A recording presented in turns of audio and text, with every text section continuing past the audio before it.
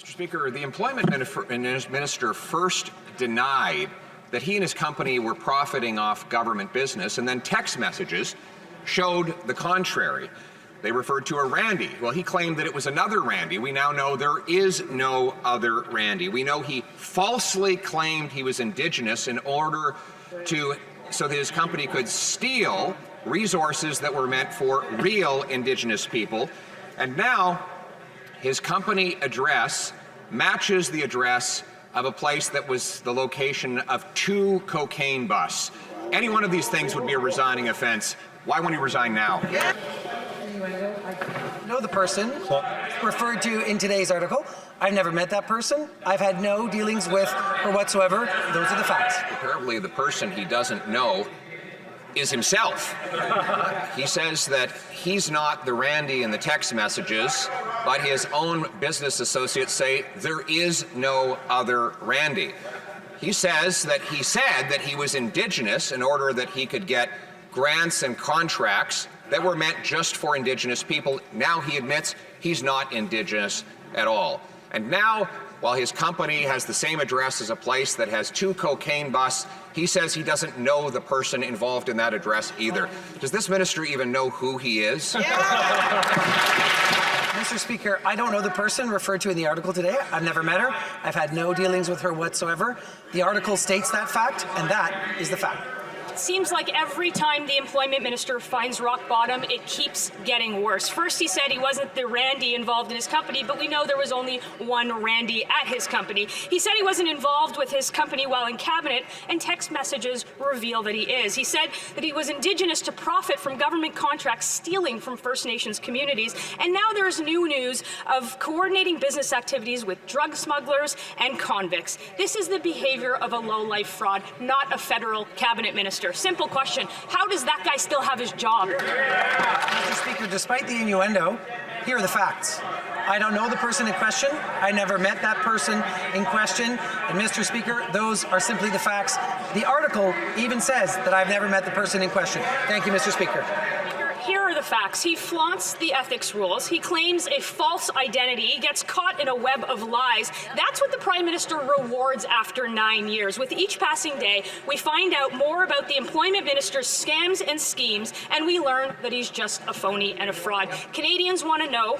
Indigenous communities who stole from him, who he stole from, want to know. And Liberal backbenchers want to know when the Prime Minister is going to fire that Cabinet Minister. I don't know the person in the article from today. I've never met the person in the article from today. Those are the facts. Mr. Speaker, the Conservatives may not like it, but it's actually in the article that I don't know the person in question. Never met them. It's unbelievable that with the cocaine connections to the Liberal minister from Alberta, that those Liberals, that Prime Minister, want to allow him to continue to be in cabinet. He said that he was Indigenous to try and steal contracts from individuals who are Indigenous. That's okay as long as you are a Liberal. The company is involved in more than half a dozen lawsuits because of fraud, and that's okay as long as you're a Liberal. They came before committee and said things that we now know weren't true, like it must have been some other Randy. If he won't resign, why won't this Prime Minister fire that fraudster? Mr. Speaker, what the member opposite said, once again, is not true. The company did actually receive funding from the Government of Canada. The Minister of Employment's business partner claimed that their company was fully Indigenous owned.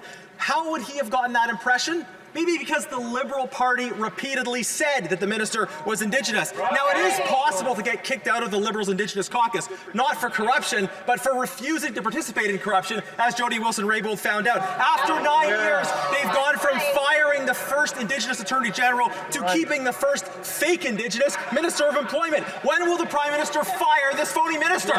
This minister keeps explaining himself, but the answers aren't coming. The minister's facing multiple scandals. We know that his company has been charged of fraud. We know that he was illegally involved while he served in cabinet. We know that the minister for years claimed that he had Indigenous heritage, and we now know that's a complete fabrication. And today we learned that the minister's company shared a post office box with a known international cocaine dealer. At best, the minister has shown abhorrent judgment, and at worst, he is completely corrupt. The fact that this Prime Minister continues to have confidence in him demonstrates exactly why he's not fit to lead this country. When will this Prime Minister fire this minister? The honourable member from Leeds Grenville Thousand Islands and Rideau Lakes, at the conclusion of asking his question, as he was sitting down, called the Minister of Employment and Workforce Development Cocaine Randy. That is extremely unparliamentary, and I ask you, Mr. Speaker, to ask him to withdraw that remark. Thank you very much. I see that the member from Leeds, Grenville, Thousand Islands and Rideau Lakes is rising in response to this point of order. Speaker, I'm sure that I was referring to the other Randy as Cocaine Randy.